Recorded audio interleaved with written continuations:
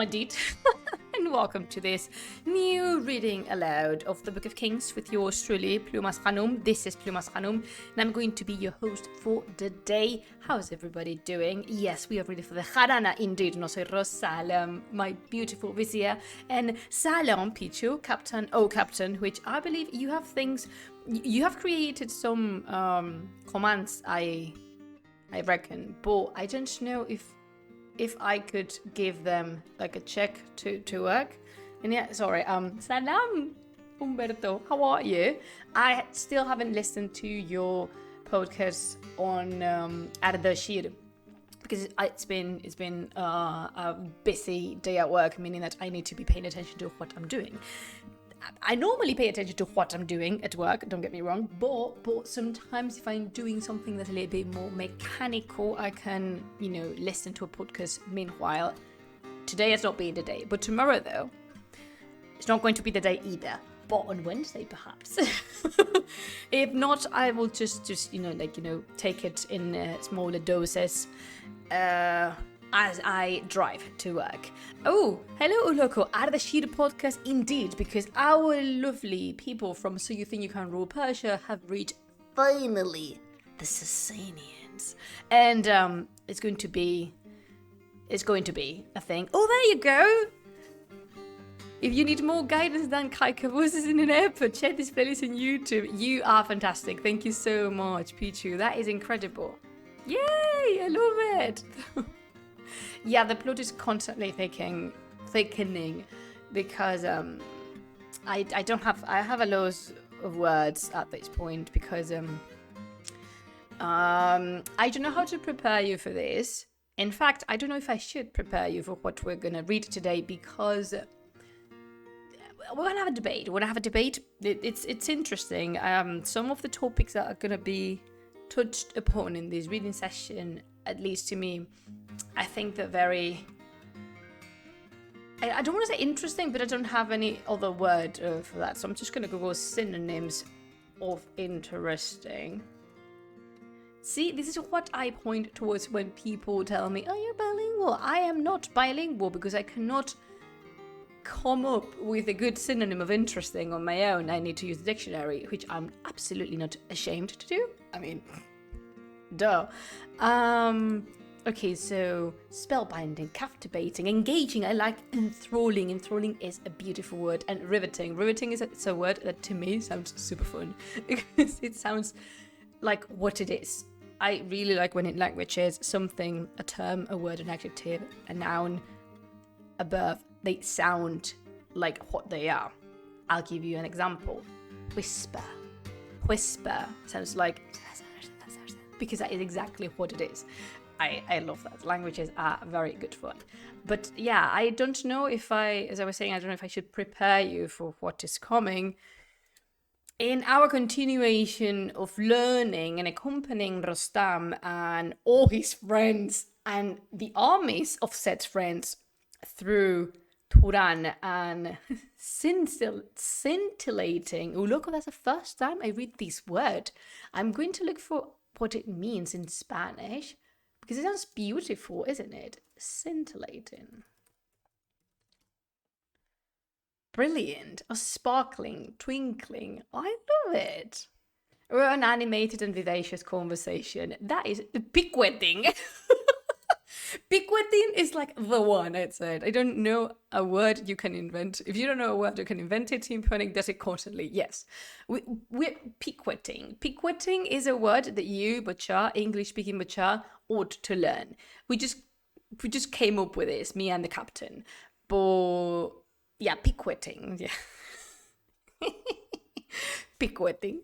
Which is it would be being astonished or shocked at something, or some information. The process of being astonished and flabbergasted by some information would be piquetting. I am piquetting. Oh, this is piquetting. Yeah, English does create words almost constantly. Why shouldn't we? I'm not drinking tea today, but I am drinking hot water with lemon, which is among my favorite combinations in the world. Cheers to you. As I was saying, We continue with the story of Rostam ravaging Turan in his pursuit of vengeance for the assassination, the murder of Siavash. Last time we ended in what I thought that was a very high peak in the story. I'm going to play Ancient Winds already because it's about time that we start our reading. Yes, there we go. And I thought it was a peak of violence, the one that we saw through Faramars, who is the younger son of Rostam. Why do I say the younger son of Rostam? Because Rostam has more kids than just Sohrab, and Faramar is younger than Sohrab was. Nevertheless, his youth is not impediment whatsoever for him to display an unhinged violent activity while confronting Varazad, who is one of the chiefs of Turan. So if you remember, Faramars was at the vanguard of the army, and then Varazad was the one exiting to his encounter. He went to the encounter of Faramars in an attempt, utterly failed by the way, of stopping the Iranian armies. That didn't work out. And in fact, Varazad ended up with his head cut and Faramar exhibiting said head to the other Iranian chiefs. And he's very passionate, Faramar. In fact, I've spoken about all the spin-offs of the Shāh-nāmeh. For example, we have the Shāh-nāmeh or the Shāh-nāmeh. Faramars was so popular that he also got his own spin-off, and it's called, surprise to no one, the Faramars-nāmeh. And I want to dedicate a stream to it because I am in pursuit of having these series of streams, series of sessions in which I tell you about the other nāmehs, and not so known the nāmehs. They are very well known in the literary tradition if you either dedicate yourself to the study of Persian literature or you are somehow connected with the Shāh-nāmeh regarding your studies. But the general public only knows the Shāh-nāmeh if they know anything. I mean, I'm not talking about the Iranian public, because the Iranian public, of course, know the Shāh-nāmeh, and I don't know to what extent the other nāmehs are treated, perhaps in university or in school even. I have no idea. But I want you to know a little bit further. And the Shāh-nāmeh is, you know, this among my favorite. It's so fun to read. It's very entertaining. The Faramars-nāmeh I haven't read yet. The Shāh-nāmeh I had to read for my thesis, and it was interesting enough, but it was not as captivating as the Shāh-nāmeh, I would say, perhaps because I'm absolutely biased on this topic, and no book has existed yet that fills a space or sits on the throne that currently in my heart the Shāh-nāmeh sits in. Why am I saying this? Because the other day I had to do, for fun, a reader tag over my personal Instagram account, because yes, even though I don't have a Plumas de Simur account, I still enjoy Instagram on my personal life because as you betcha know, I have one, and it was a reading tag, and the first question was, what's your favorite book? And it took me by surprise to the very definition of this expression. I did not know. Do you know when you are asked about something, for example, what's your favorite book? What's your favorite film? What's your favorite food? And it feels like you never read, you never watched any film, or you never ate, in your life, you haven't consumed anything. It just go blank. And that happened to my mind. So I turned to Bob and I asked him, Bob, what's my favorite book? And then he looked at me, a bit puzzled, I must say. And then he said, why should I know? I don't know. And then he gave me the answer, because he did know. He said, isn't it the Book of Kings? He's of the utmost correction in this one. Yep. Definitely correct. Do people still write nāmeh fanfic these days? Uluoko asks. I don't know if they write nāmeh fanfics in the sense of creating new narratives for the characters that feature in the Shāh-nāmeh. Definitely I've seen retellings of multiple stories. For example, Mahur Purqadim, the artist that I love because she's a dear friend of mine. You can find her at Mahur Art. Allow me to look for her Instagram for you. You can find Mahi there. She has done interpretations of the stories inside the Shāh-nāmeh, and she's done beautifully the cycle of Zol and Simur, for example, and I know others. But it is a retelling in the sense that it is narrated differently, but it's not what the other Names used to do, meaning I take a character, for example, Gershosp or Sam or Faramars, and I create a new story for them. I extract them from the book and write their own story, what happened to them aside of what they went through in the Book of Kings. It would be a little bit valiant for me, assuming that nobody does. Because I think very deep down in my soul, I want people to do this. So this means I will be able to read them sometime because they are fantastic. The fanfics or the alternate spin-offs of the Nāmeh, of the big Nāmeh, which is the Shāh-nāmeh, is just, it's beautiful, it is creative, and it expands the universe. Now we are very much used to fantasy universes and saga books containing a whole world, and there's multiple books written in this setting. I'm thinking the Storm Archive, the Brandon Sanderson, The Wheel of Time, Crescent City, the Dead Jinn universe, which is the one I love, Shāh-nāmeh. So interesting, Uloko. I'm putting a pin on that thought definitely, because I would love to write the Shāh-nāmeh. But I might need someone to translate it to Persian, because I can't write Persian to save my life.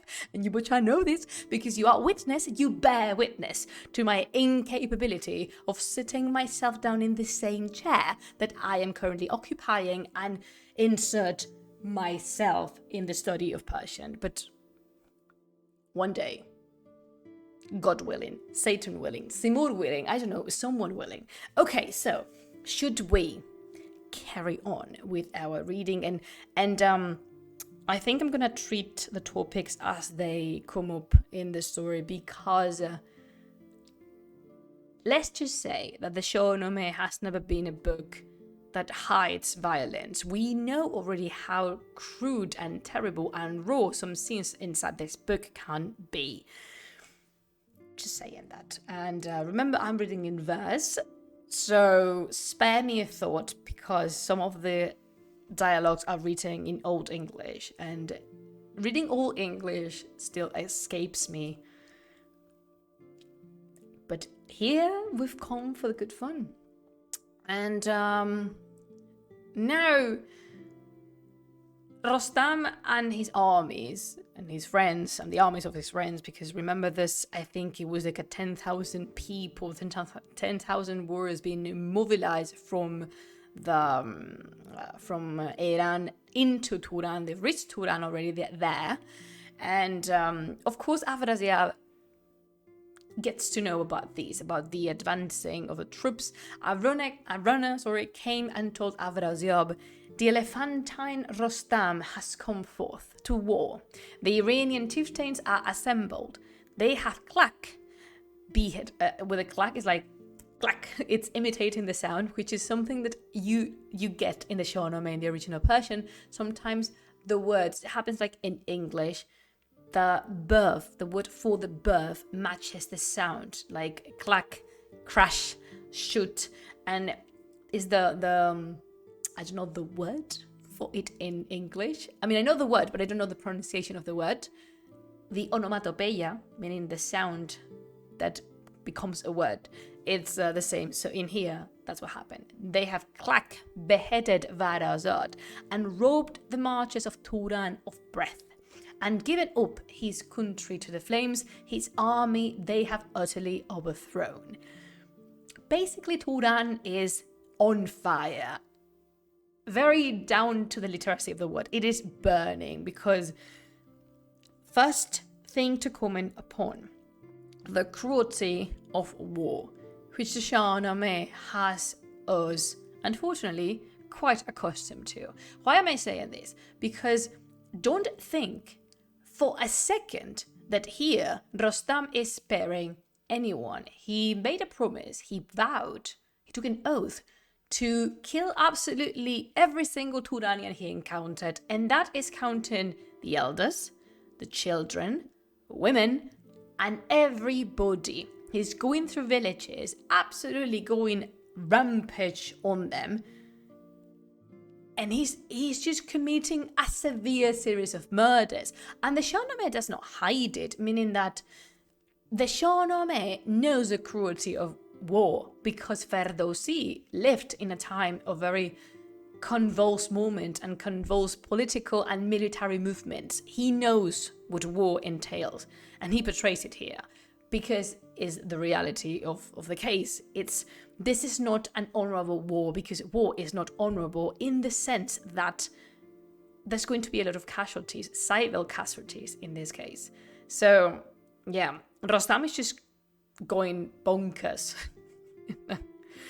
Are Turanians, asked Oloko, which is a very nice question, supposed to be sedentary or nomadic? We have a combination of both, meaning that Ferdowsi was writing about what he knew and what he saw.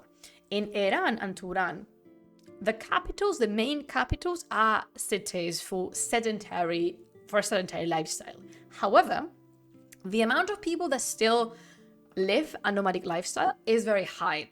A high percentage of the population, I cannot tell you in numbers, unfortunately, but we know for a fact that a high percentage of the population in both Central Asia and the Iranian plateau lived indeed a nomadic life. There was a lot of nomadic people. And it's not that the Shāh-nāmeh mirrors Iran and Turan being opposites. For example, the only opposite they stand at is the Iranians are the good guys and the Turanians are the bad guys.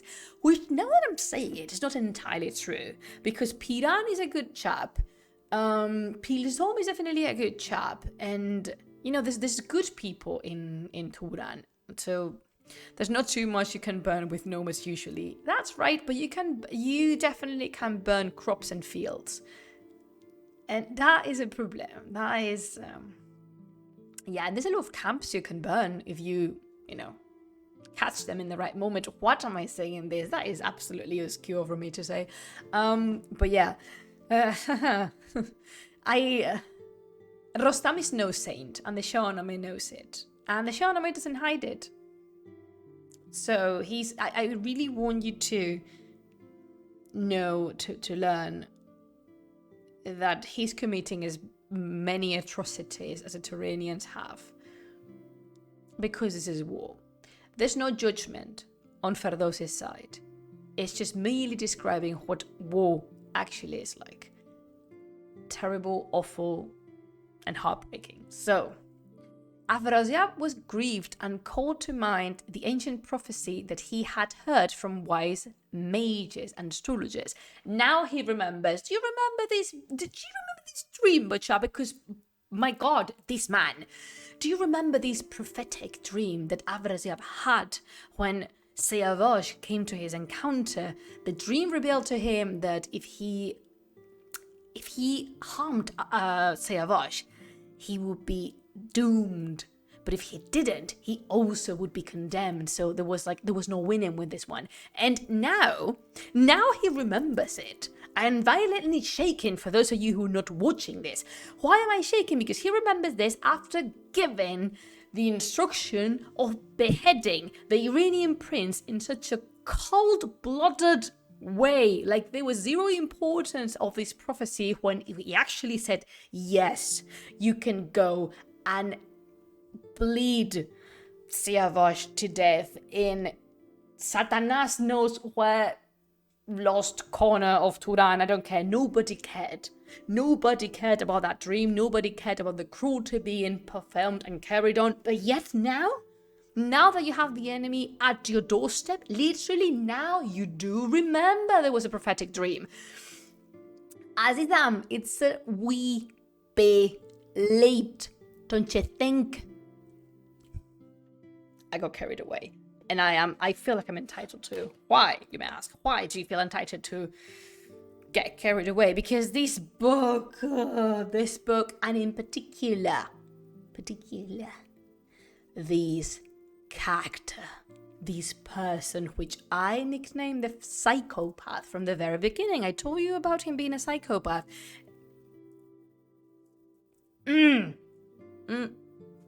Oh God. How strongly can you despise a character? I don't know about you, but I can do this very strongly. Like, ugh. But yeah, he remembers now.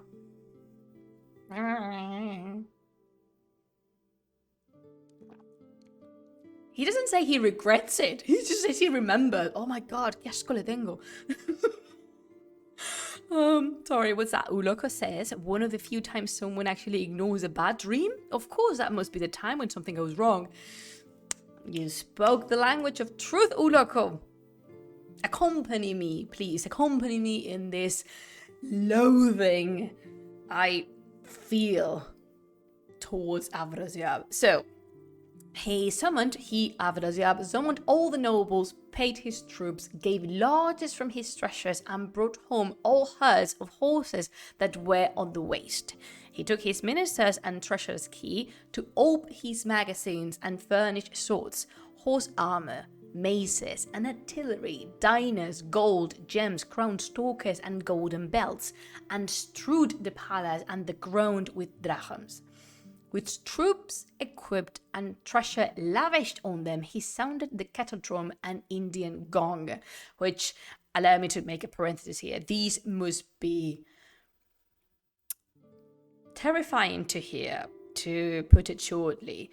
Imagine you on the battlefield. This is maybe not on the battlefield, but you're hearing this gong in the distance and this drum, and these sounds are not coming by themselves. They're accompanied by a plethora of other rhythms and cadences of the hoofs of the horses, for example, or perhaps the steps of the soldiers and the clattering of the armors and the weapons. I would be terrified myself, but you wouldn't find me here. I would be either already dead or long gone. I'd rather be with the thieves in Mazandaran than caught in the middle of this quilombo. I didn't want to say a word in English. I couldn't come up with a nice word to say, so I'm choosing quilombo because, yeah. Jesús bendito. Todo mal. Todo mal. Everything's wrong. Hello, Segismundo, how are you? What Uloko says, feels like Ferdowsi is teaching us all a fable. Don't just passively ignore bad dreams. Instead, you should actively act on them to bring misfortune upon yourself. Okay, Uloko, let's make a deal.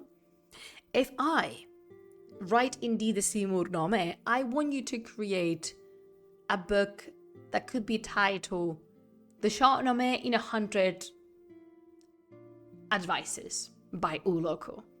Or like the 100 teachings of the Shāh-nāmeh. These being the first one. Because I would love you to do that. I think you're a very funny guy. And yeah. Okay, deal. You have yourself a deal, dear gentlemen. So yeah. Okay. He sounded the kettle drum and Indian gong. What deadline do you want to set? What about... I don't know. Oh.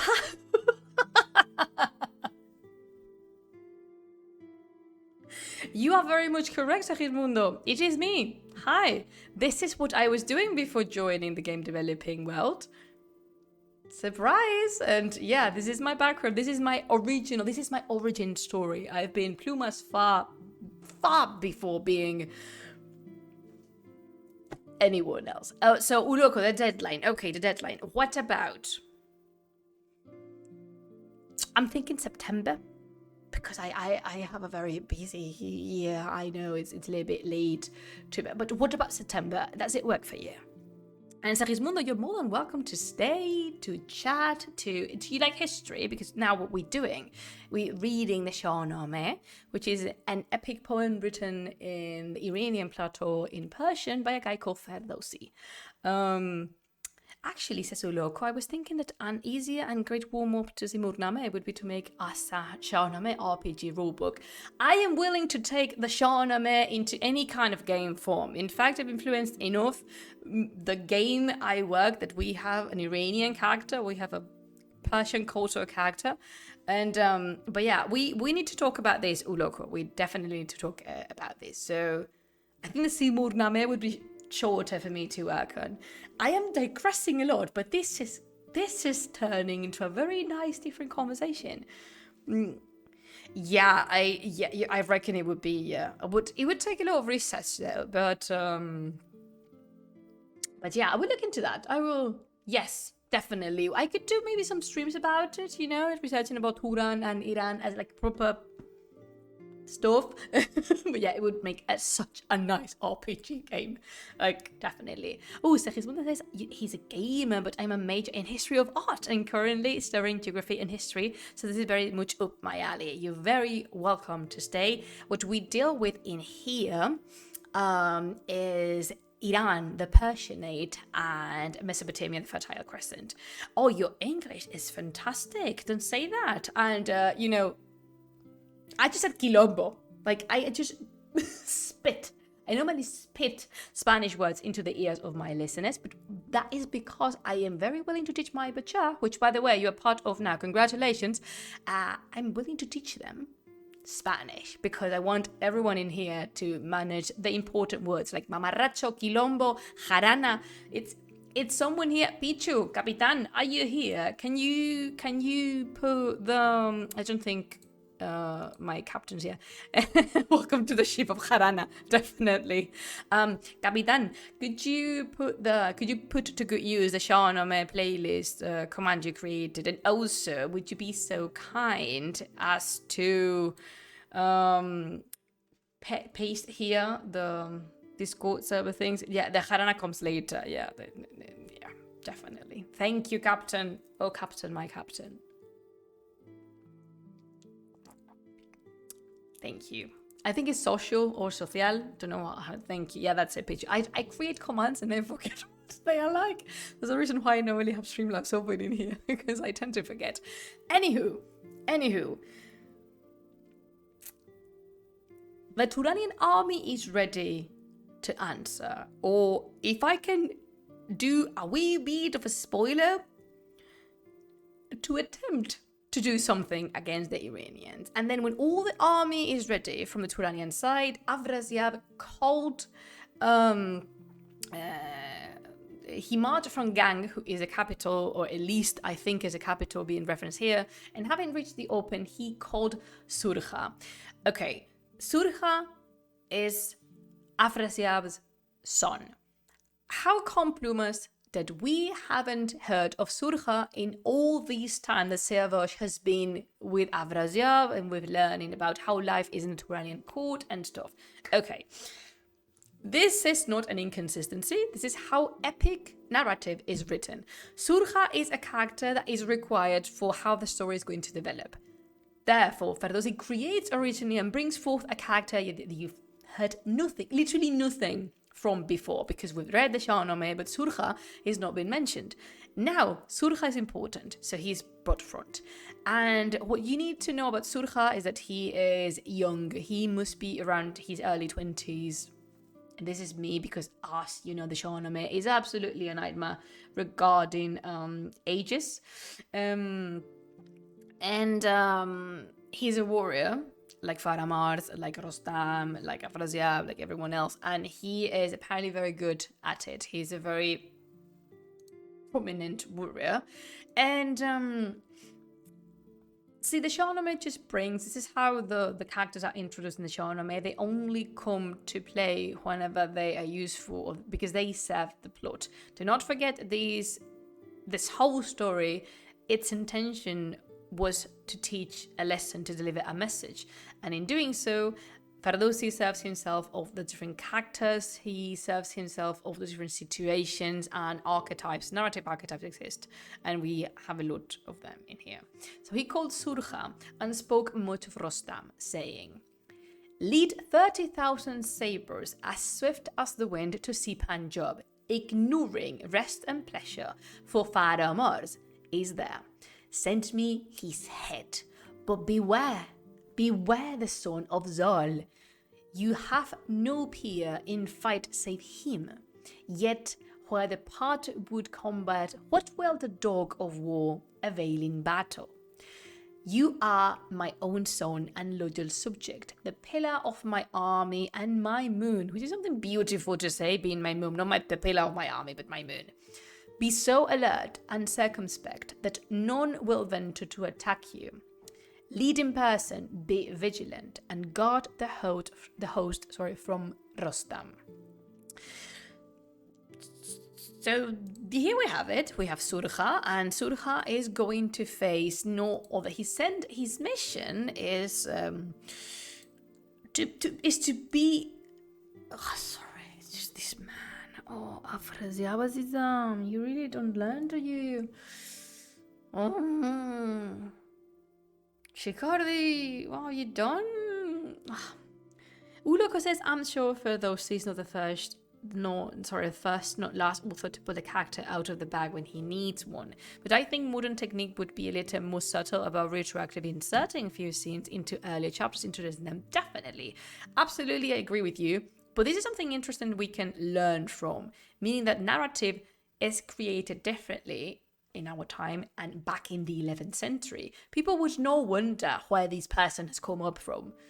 Oh, now Surja is relevant? Maybe someone did, but this is how things are done. People are used to this. Same that we are used to different kinds of narration, and as we read now, we demand certain things from the narrative that we didn't before. We, not us, not you and me. Now, we as a collective, as a society that consumes narrative in a lot of formats. Because I'm not extending this just to books. I'm extending the subject of the narrative to anything that you consume that has a plot. Video games, films, comics, series, anything. So yeah, it's not that he is just pulling a character out of the blue. He possibly knew he needed someone to perform what Surja is going to attempt to carry on with, because I was saying while I was having my proper meltdown over Afraziab, is that he sent his own son to face no other than Farah Mars, who is the young son of Rostam. So what actually makes you think, Afraziab, if you are capable of doing the intellectual process of thinking, thought processing at all, what makes you think that Farah Mars is going to be alone? What are you doing sending Surja to Farah Mars in expecting that Rostam is nowhere to be found? How is this person the most powerful soldier in Turan? I wonder. I'm sorry, I'm nervous because I don't like this person, like at all, and I'm not ashamed of that. Also, this is a message to my friend Muhammad Razulipur. Salam. If you're listening to this or you're watching this, yes, this is how angry I actually am at Afraziab, because you asked me once. This is how much. Because the guy would do anything in his hand to prevent damage coming to him, and then he will put forward the rest of his family, if required, to escape danger. This is the kind of person we're talking about. And again, a psychopath. Let's not forget that it was Afraziab, the one who cut in half his own older brother because he refused to perform the atrocity that Afraziab was asking him to do. I'm very bitter. It might have started with Agriraz. I think Agriraz is the source of all my rotten sentiment towards Afrasiab. Yeah, definitely, truly a king of kings. Okay, so Surja, off you go, kisses on the forehead, don't remember to write. Don't forget to write, I'm sorry. All right, let's carry on with this. I am so angry right now. When Surja left the presence of his sire, he took the troops and standard to the plain and marched along like a wind, a furious wind, to say Punjab, intent on war. The outpost saw the dust, turned around and hurried into Farah Mars. The din of drums rose from the Iranian troops, whose dust transformed the earth to ebony. The clamour of the cavaliers and chargers rose from the plain, outtopping Sol and Venus. Sol meaning sun, outtopping the sun and Venus. The bright steel falchions flashed like diamond. The spear points fed on blood. One would have said an exhalation rose from the earth and gave fuel to the flames of war. Can you see how darker the poem's starting to turn? Can you see how it's preparing the scenario for what is going to happen, which is a battle, but it's not an honorable one. It's going to be a bloodbath. Allow me to do that little spoiler for you. And I really like that you can, I hope I'm doing a good job in doing so, that you can actually almost physically sense how the language is changing and swifting to something much more darker, menacing, perilous even, because this is going to burst at any second now. And the earth from end to end was heaped with slain. Their severed heads were scattered everywhere. Just as I was telling you, this is a bloodbath.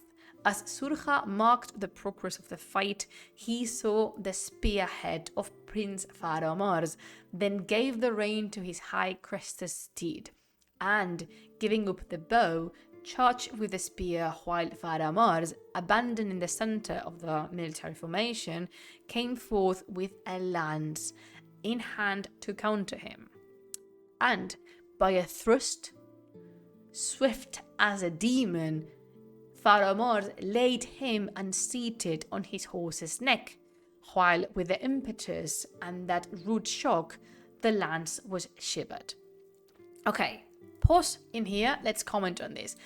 Is Surja so powerful that he's broken the lance just by using his own body? Not quite. Is that Farah Mars is so strong that he broke it? True, we can also interpret that Farah Mars' opponent, in this case Surja, is so powerfully built that a spear can do no harm to him.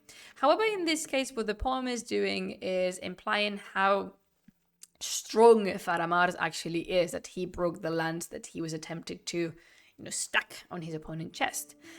The Turanian chiefs advance intent on battle and revenge, while Surja, in the anguish of defeat, fled, because Farah Mars has just unseated Surja from the horse, and this is quite humiliating. And this is another point I want to bring to the conversation, because I feel like I said this many times, and I feel like I repeat it in every single occasion that we have a fight in the Shāh-nāmeh. But Shah, we need to make an effort and evoke the sentiment of honor, of knighthood, if we may. Why is this? Because the humiliation of being dismounted, there is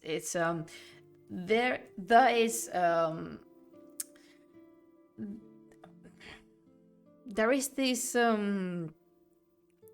the sentiment carried on in the performance of just basically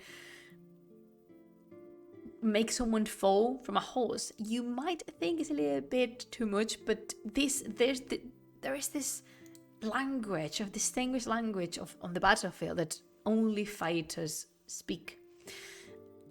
And Surja knows that he has been humiliated in front of his troops, so his morale right now is possibly below the ground, is underground.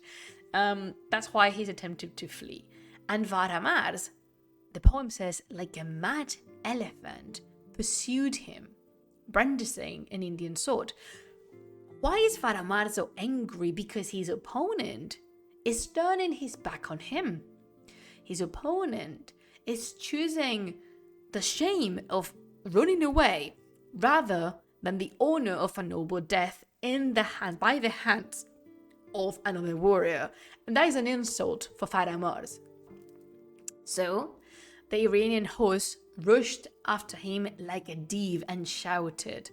Varamars came up with Surja and, like a leopard springing, seized his girdle and seated him and hurled him to the ground, then driving him afoot, brought him to camp disgraced. This movement you must be familiar with. Yes, Uloko. Basically, Varamars literally unhorsed Surja's testosterone. I was saying that these movements, these secret moves of grabbing someone by the girdle and, lifting them over someone's head and then throwing them into the ground is something that has been done. It's a staple movement. Staple movement? No. Statement movement. Can you say staple movement? I don't know. Maybe I can't in this stream. So it's a trademark from the characters in the Shāh-nāmeh. Rostam has done this multiple times. Manusher has done this multiple times. Faraydun has also, and Sam, and Zol, and Sayavash. So you see, there is these secret fighting moves of throwing your opponent over your head from the horse to the ground. That is just a thing that Iranians do. Now, Varamars brought Surja to camp as a prisoner. His honor destroyed, smashed, crumbled into little pieces.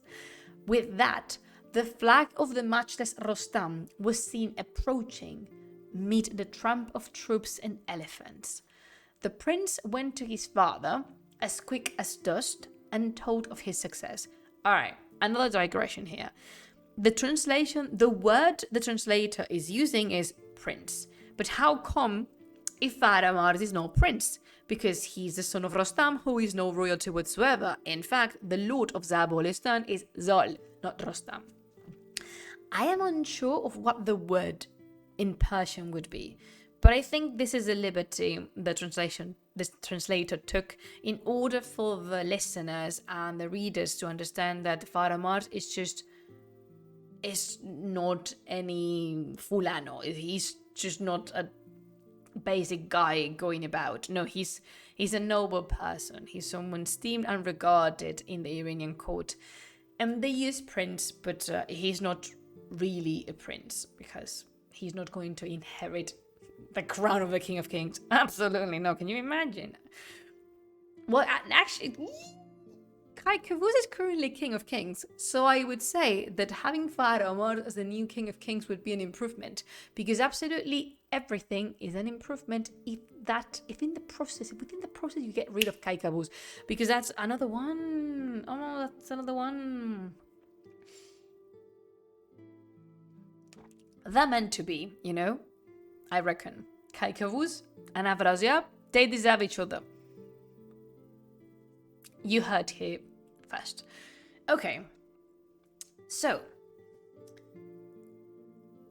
in front of everyone was Surja with his hands in bonds. There laid the severed neck of Varazad, because the Iranians really do know how to send a message. The plain and hollows were all filled with slain, the foe in full retreat. The soldiers blessed the brave young paladin, while peerless Rostam gave blessings to him and also bestowed great largesse on the poor. Of Varamars spoke elephantine Rostam. He, Rostam's words, he whose head is raised over others must have noble nature, instruction, prowess, and befriending wisdom his nature. Using this will bring the world beneath his feet by virtue of his manhood. You saw nothing but brightness in a flame, yet he is burned at your touch. It is not strange that Pharaoh Mars should triumph, for the heart of steel is full of fire, and when steel fought with flint, the secret of its heart is shown. And now brace yourself, because something is coming. Then Rostam, the mighty Rostam, looked on Surja. And this is something I like about the Book of Kings. And I feel that I say this sentence every other two, but bear with. Walk with me over this idea. It might be possible that you recall that I said in other occasions that characters in the Shāh-nāmeh can identify the Far, or who has the Far's blessing, without actually knowing, meaning it's something physical, it's something tangible, something you can feel. In this book, people that are of noble blood or royalty also identify each other, and they fairly give each other credit even though they're enemies. Why am I saying this? Because when Rostam looked at Surja, what he saw was a noble cypress of the Garth, as he was. His breast were like a lion's, and his cheeks were like the spring. Cheeks where black musk was traced on roses bade men bare. I'm gonna stop in there. Okay, well, I'm gonna read it. His breast was like a lion's, and his cheeks were like the spring, meaning that he's a powerful built warrior.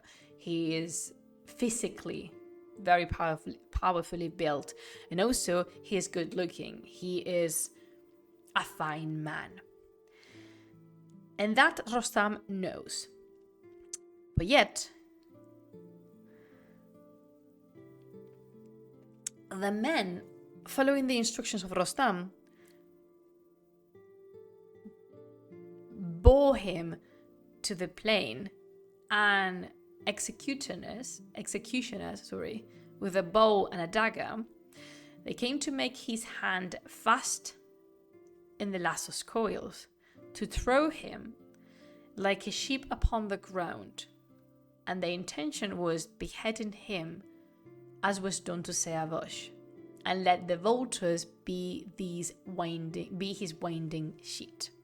So the person in charge of performing such atrocity as,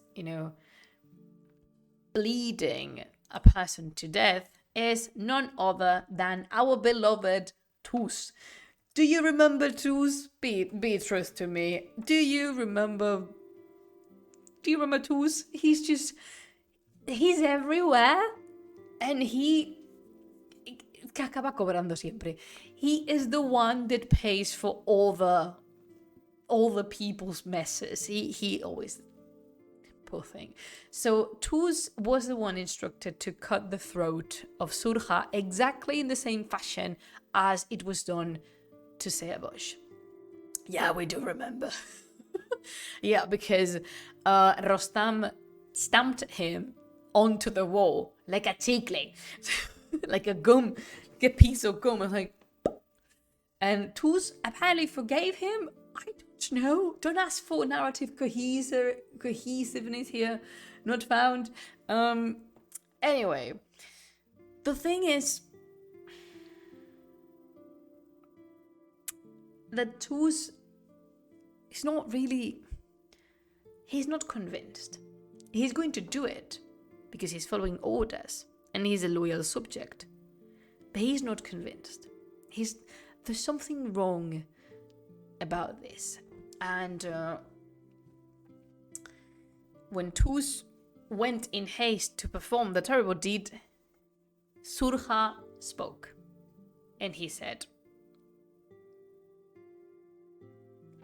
dramatic T-pause, "O most exalted king, Why slay me guiltless? For Shāh-nāmeh was of my years, my friend. My soul was full of pain and grief for him. By day and night my eyes overflow with tears. I ever opened my lips to curse the man by whom the prince's head was stricken off, the man that brought the dagger and the bowl. And the heart of Tus was pitiful. It was very pitiful for that illustrious but luckless prince.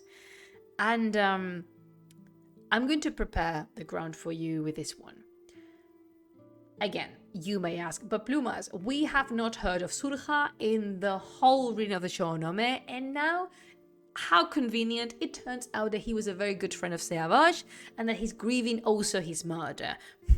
How do you explain this? Because we need this narratively.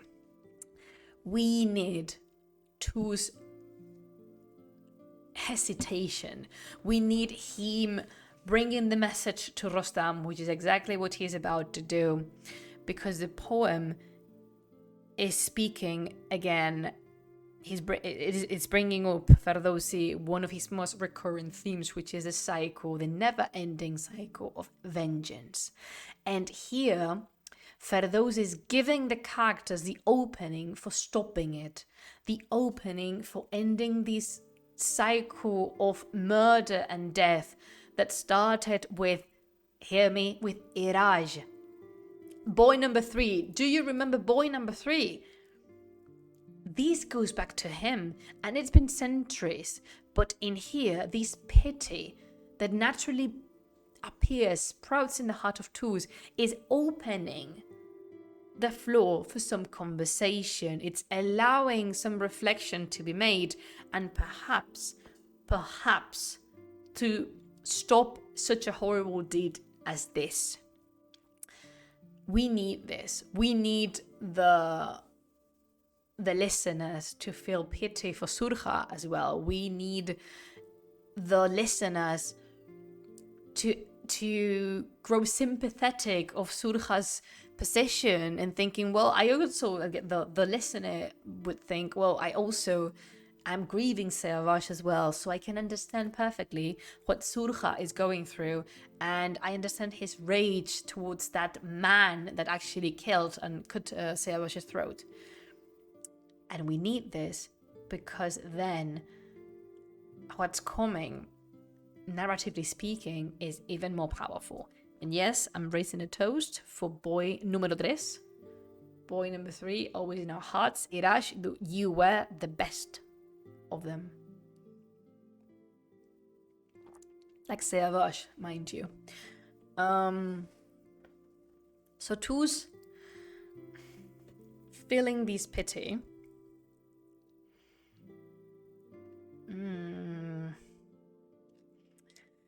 Oof. Sorry. This is a hard part for me to read. Tus feeling this sorrow for Surja. He went to Rostam and repeated him what Surja had said. The pleading of the Turanian monarch's son. But Rostam answered, if there be a king who should be thus heart-seared and sad, then may the heart and spirit of Afrasiab be ever full of pain, his eyes of tears, this youth, engendered by those recreant loins, will but employ fresh stratagems and guile, as Shāh-nāmeh was laid upon the ground, with shoulders, breast, and hair bedrenched with blood. So by the head and life of Kaikavuz, the glorious noble ruler of Iran, I swear that every Turanian that I find throughout my life, be he a king or a slave, so he be of these marches and these folk, I will behead. So that's the reason why Ferdowsi was given the chance to Rostam to stop this. Because as you can imagine, this is not creating a good karma, if you may, for Rostam. But for those he gives the opportunity to him, he does give the opportunity to Rostam of stopping. He doesn't. And you cannot blame him, though. You, as a person listening, know what he should do, which is forgiving his enemy. And you know, however, that he is entitled to his rage. He's lost 2 sons. And this one, Sayavash, it took a very high toll on his heart. Rostam at the moment is a heartbroken man that can see nothing but blood every time he blinks. It's like a veil of drenching blood, of rotten, rusted blood is covering his eyesight and his intellect. He cannot think straight, and he's not willing to. He's not pausing for anything, and he is very much content with this because this is his oath. This is what he promised God. So that lion, meaning Rostam, looked at another person that was there and commanded him in peremptory tones to do the deed. He took the dagger, this person, and the bowl, and gave the youth to the executioners, who cut his throat. A cry, and all was over. What have you done, world, with those whom you have fed? Fed? Say, your broken-hearted slaves instead. Then Rostam took the head of Surkha, hung the trunk feet upward on a gibbet, and flung dust in vengeance on the corpse, which afterwards the soldiers hacked to pieces with their swords. This has taken a step further into the vengeance cycle. As you can see, Rostam is being brutal. There's no need for this violence. There's absolutely no requirement for him to be this savage, yet he allows himself to be. This is what I was telling you before, that the Shāh-nāmeh does not censor at all its most violent moments. And also this, take it as an example of to what extent Rostam is destroyed inside. The murder of Sayavash has eliminated the slightest hint of humanity that was laid to rest inside his heart. He is not a man anymore, he's a monster.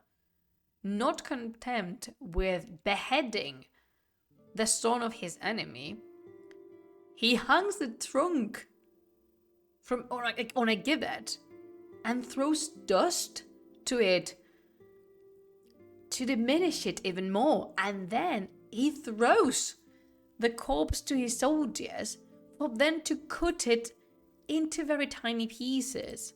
This is brutal, Butcher. This is really, really an exaggerated portrayal and performance of violence. So freely, though. And of course, news didn't stay hidden much when the Turanian troops returned from the battle. Their bodies bloody and their heads all dust. They said, the noble chieftain, meaning Surkha, has been slain. His eager fortune has been overturned, and they have set his severed head and body blood bolted upside down upon a gibbet. The people of Iran are all in arms. Their hearts ache with revenge for Prince Sayavash. Afrasiab, learning of the death of his son, hung down his head and crown, plucked out his hair, shed tears and rent his robes, cast dust upon his head and cried aloud, O Prince, O gallant heart, O warrior, O chief, O man of name, O hero, king, woo for that moonlight cheek of Circe's bloom, woo for that royal breast and mien and stature. Your sire shall never seek rest unless it be upon his charger's saddle on the field. I don't want to, rub salt in the wound, but Avraziav Azizam, you had these coming. I'm not saying Surja deserved this. Nobody deserves that. But Avraziav, why didn't you go personally? Why did you have to send the boy? Just asking. Yeah? For thought. For you, Avraziav, to just think through it for 2 minutes. It's not going to take as long as your brain is trying to make you believe it will. Just think for a second. You're a king. You're the king of Turan, for crying out loud. I am so mad. I'm so mad at him. Of course. Avraziab is... I don't have a word for that in English. Let me think of that one. I'm trying to come up with a word, and I have the sense of it, but I cannot remember. Livid. That one was it. Avraziav is livid, and he turns after his mourning. He turns to his soldiers and said, "Our ease and feasts are over." Were you feasting when your child was at war? Yes, I'm being hard on him on very much purpose. Thank you for asking. Our ease and feasts are over. Keep your eyes wide open for revenge, and make your jerkin and couriers your bed. Rose at his gate the din of kettle drums, his warriors armed, and upon the elephants the trumpets blared. The world was like a sea of indigo, because the color Turanians wear is this dark blue. Why? Because dark blue, indigo blue, is the color of mourning in Iran at this moment. Not black, but indigo blue, this very dark shade of blue, which, side note, is extracted from lapis lazuli, the stone that mostly at this time was gotten. They got it from India, and they made this pigment that was absurdly pricey. So you can imagine the symbolism that. I just read Ologo's comment. He says he wants to feast on Rostam. Tall order, definitely tall order. Oh no, sorry, Ross, I didn't read you. Don't use kaikavus and glory in the same phrase. Rostam, arfabo. Todo mal. Todo muy mal. And this dark indigo color indicates mourning and loss, and it's quite significant wearing this to battle. And where was I? When they bound the drums upon the elephants, heaven kissed the earth. Then the king said, "You, chiefs and warriors, when both sides sound the drum, he is no soldier that laggeth. Let our hearts be full of vengeance, full as the bodies of our foes with javelins." Se prendió. Thus spoke he to the troops, then bade to sound the clarions, cymbals, and the Indian bells, and they arose the war cry and the blare of trumpets, the din of cornet, pipe, and kettledrum. The earth shook beneath the trampling of the steeds. The shoutings of the soldiers reached the clouds. This is such a powerful image, and yet it's not announcing anything good. Absolutely not. Now, when that army's dust rose from the plain, one came to vengeful Rostam and spoke thus. Avraziab, the chieftain, is at band. His troops move like a vessel over the sea. All have prepared for combat and revenge, and they have set their hands to blood. And the only thing that Rostam extracts from everything he's saying, this scout that went to inform Rostam that Afrasiab was coming, the only thing that Rostam processes in his mind is the following: the monarch of Turan has come in sight. He doesn't care about everything else, about the troops moving, the combat, the revenge. A la porra, it's means nothing to him. He just hears the monarch of Turan has come in sight, and the troops march forth with Ka'veh's flag. Do you remember Ka'veh, the blacksmith from the narrative arc of Fereydun? And the Ka'veh's flag originally was his blacksmith apron. We love Ka'veh. He was a very good man. The air turned blue with warriors' swords. A shout arose from both sides, and the world was filled with fighters. Though one would have said, the sun and moon are darkened, and a crocodile has swallowed up the stars.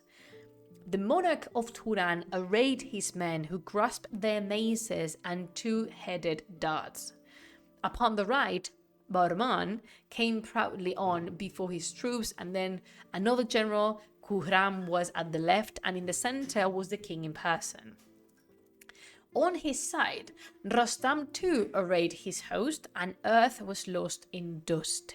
He took the center with Faramard in front, and in the rear there was another general. I'm not going to give you all the names because I reckon it will be a tad confusing for you. But they're just listing the characters that we know and some others that we don't know. For example, we have Gudars on the left and Give and Tuz, which we know already. And these people are horsemen, basically. And on the right, with trump and drum, Rostam armed himself for battle and eased his heart by vengeance. Earth became much black with troops, the air like a leopard's back with spears. It is an iron mound whose crest is full, one would have said, of helms and mail. The staff heads of the banners rose towards the clouds, and brightly flashed the blue steel swords.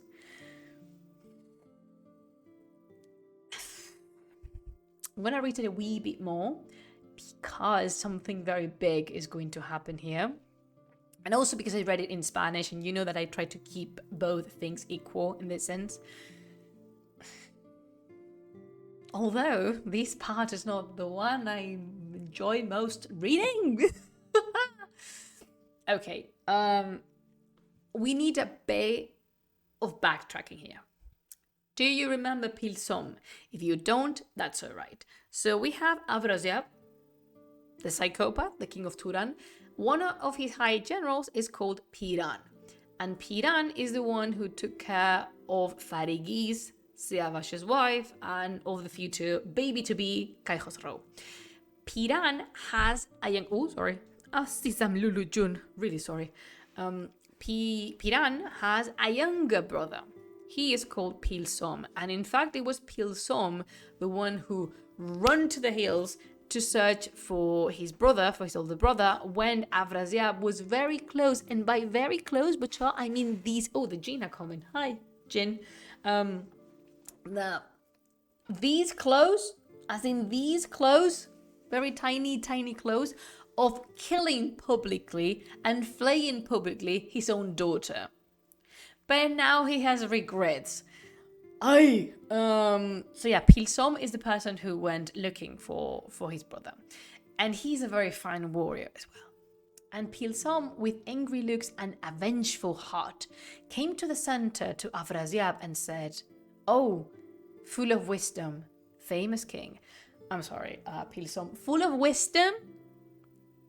¿Varan? ¿De verdad? ¿En serio la vida? Wisdom. Afrasiab. Do we live in the same timeline? This is how you see sometimes words in the Shāh-nāmeh are but a mere formality. Because saying full of wisdom king to Afrasiab, it's nothing but amusing, to say the least. So, oh king, says Pilsam, unless you here forbid me the use of charger, helmet, falchion, and cuirass, I will myself today encounter Rostam and cover all his name with infamy. Will bring to you his head, his steed, his mace, and world apportioning sword. Pilsam Azizam, you okay? Do you really want, voluntarily that is, to face Rostam in single combat? Enloqueciste, mujer. Why? Why do you enjoy life as it is so little? You're gonna die. It's just, how? You want to, yeah, you're a fine warrior, perhaps a good one, but you want to face in single combat the most powerful warrior on the surface of Earth, something which is known, by the way, by all the people living in the world of the Shāh-nāmeh, and you.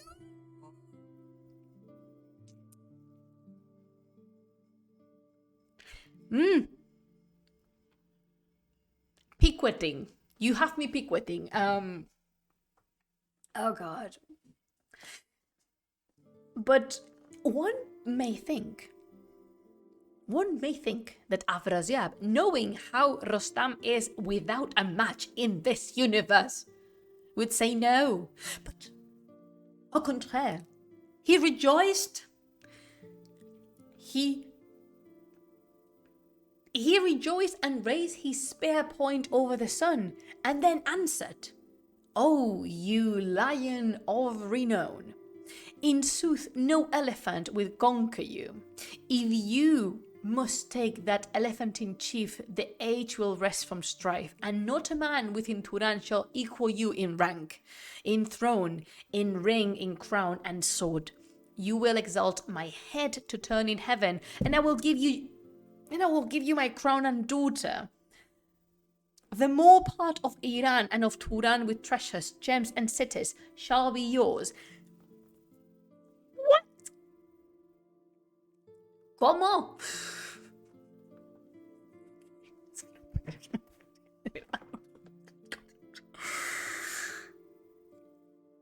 I must confess to you that I believe that Afrasiab is making all these promises of, riches and a crown and his daughter, because he doesn't bloody believe, not even in the slightest, that Pilsam can make it. But yet he encourages him to do it. He does. He's ready to you. I'm not inventing anything here. Does Afrasiab enjoy sacrificing his best men to brutality and bloodshed? Just a question. It's more for me than it's for anyone else to answer, but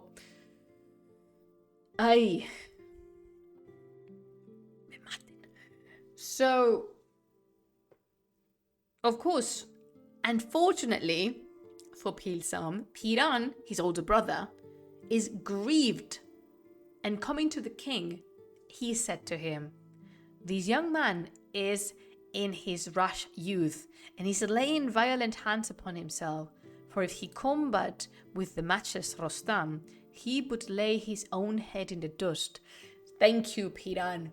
One person in the entirety of Turan is speaking words of wisdom, and that is Piran. Thank you. Truly, you're a solid one. The king will share in his disgrace, because he will break the spirit of the troops. He is, my younger brother, and my love for him is greater than an elder brother's love. Basically, what Piran is attempting here is to stop his stupid younger brother, and then to rescue some feelings of empathy and common sense in Afrasiab. He's basically pleading, "Please do not allow my brother to do this. This is a major stupidity." Yeah, it's a Darwin Award. Yeah. Natural selection, apparently. So, Pilsam joined the conversation again and said, "My heart both not misgive me, and if I fight these crocodile, by your good fortune, I will bring no shame upon the king. You won't behold my prowess in fighting with your famous warriors, with 4 of them actually, and verily my strength is greater now. It is not right for you to break my spirit like this. The enterprise is well within my reach, and just don't haunt the portal of an evil star."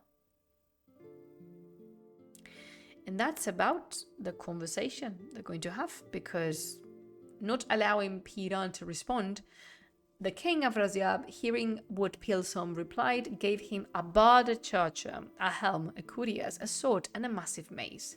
Pilsom made ready, and lion-like impetuously advanced, exclaiming to the Iranians, "Where is Rostam, who they say, a dragon on the day of battle? Bid him come to fight me, for I am ready to encounter him." Yeah, Uloko, cheers to that. Truly a king of kings. I am way past the point of exhaustion with Afrasiab, like way beyond that. It's like I crossed that threshold 56 minutes ago. Now, Salam Watson, how are you? So,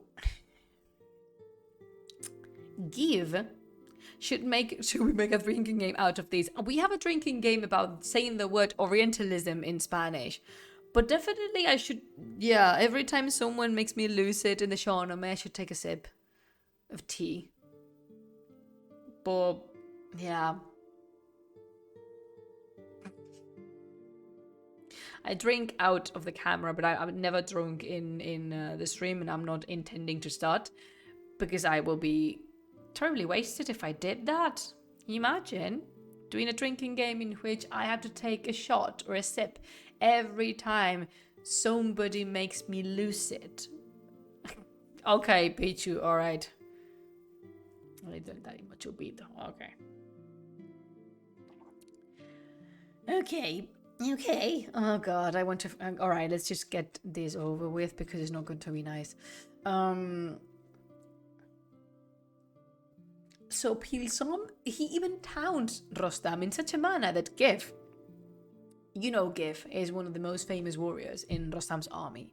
Furious at the challenge, drew his sword and answered, "Rostam will fight no one in Turan. It would be a disgrace." And the champions closed.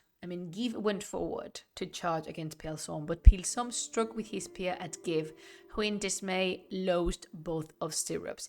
He hasn't killed him, but he's made him dismount. Faramard saw this and went at once to aid his comrade. He struck athwart Pilsom's spear with his sword and cut it like a reed. He struck once more, the blade was shivered on his foeman's helm, who wheeled like some fierce lion on the plain with those 2 warriors. Rostam from the center spied them fighting with one lion man. The dust sent cloudward with their wind like speed, and thought, Pilsom alone among the Turanians has dash and spirit.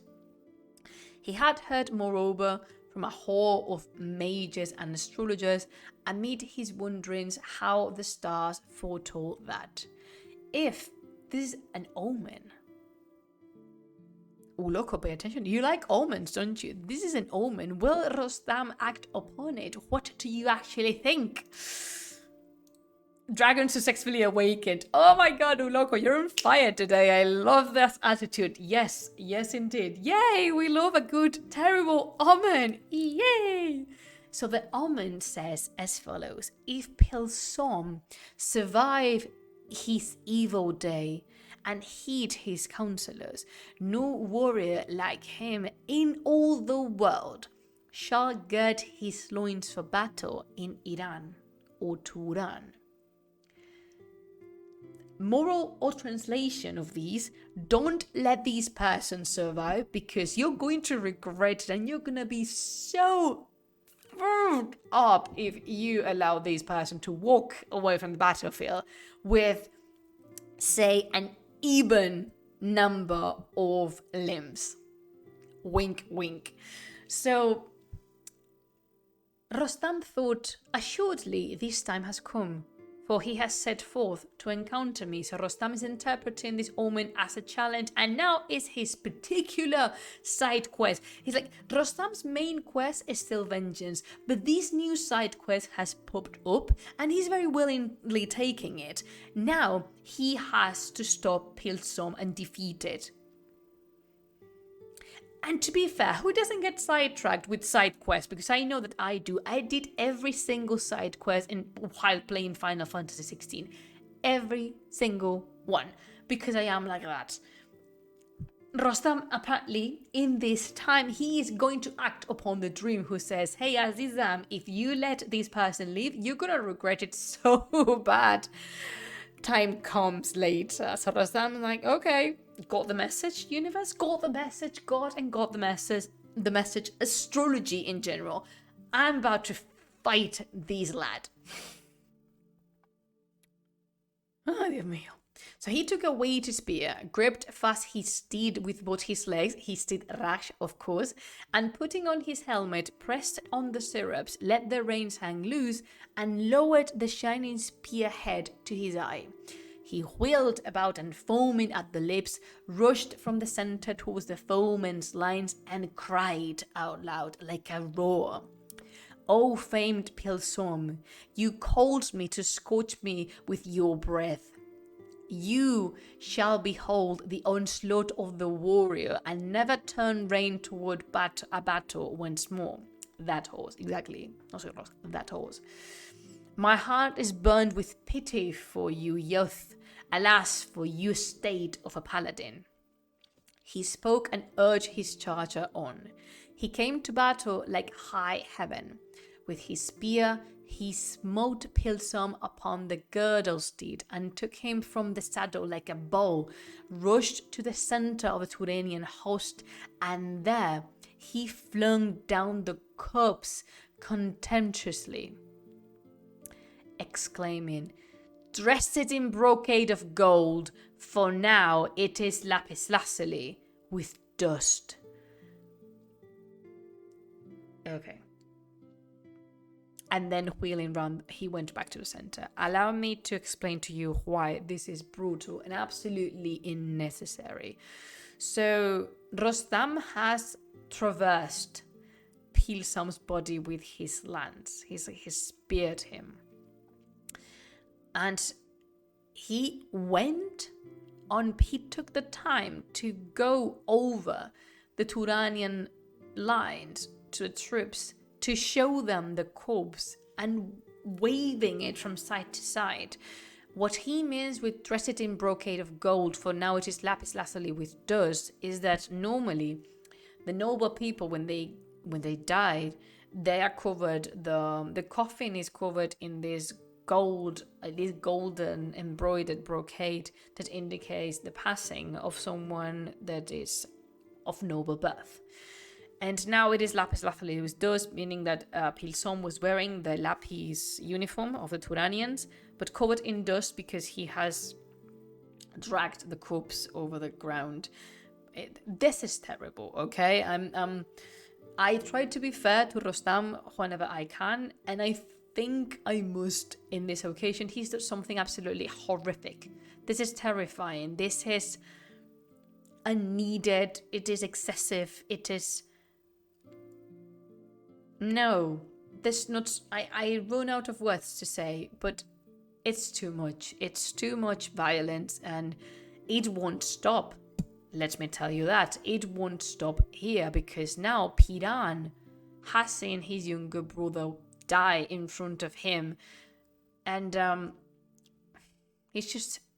See, the never-ending cycle is never going to stop. Piran rained tears.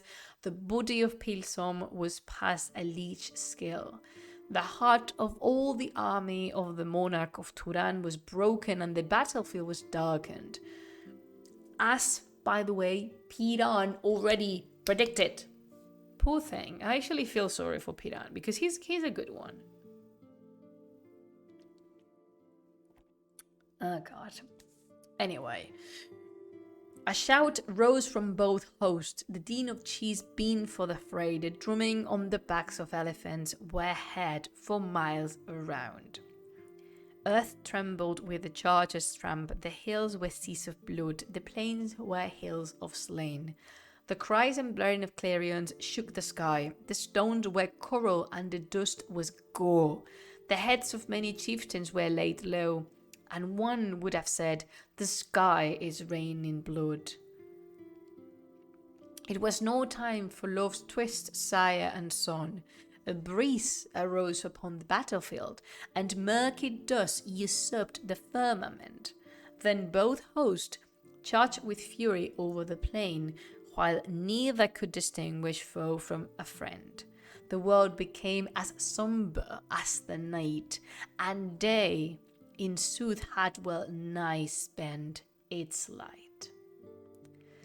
And this is the chart where we are going to stop. Thank you for accompanying me in this beautiful evening of terrible, terrible reading. I'm sorry I made you go through this with me, but this is what you came for. Yeah, exactly. And nosotros was very correct in pointing out that this is war, and thus it is incredibly violent. Thank you, Umberto. I am not proud of what I read because, again, like I always said, I don't want you to endorse it.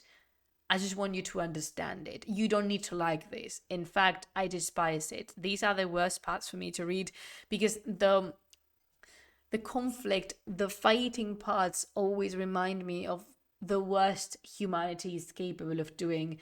And that's heartbreaking. There's no scenario. I am really sorry, Bicha. Again, Streamlabs, doing Streamlabs shahid. And there's no scenario in which violence would be okay at all. And it's hard. It is very hard. And I don't know how to put it. Whoa, this is good for absolutely nothing. Definitely alphas being alphas. I like that one, Loco.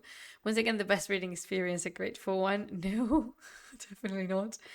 Thank you, Noceros. I'm really happy that you enjoy this because you know this is my favorite activity to do over Twitch, which is reading for you the Book of Kings. I could stop doing everything else on Twitch, everything, and I mean it.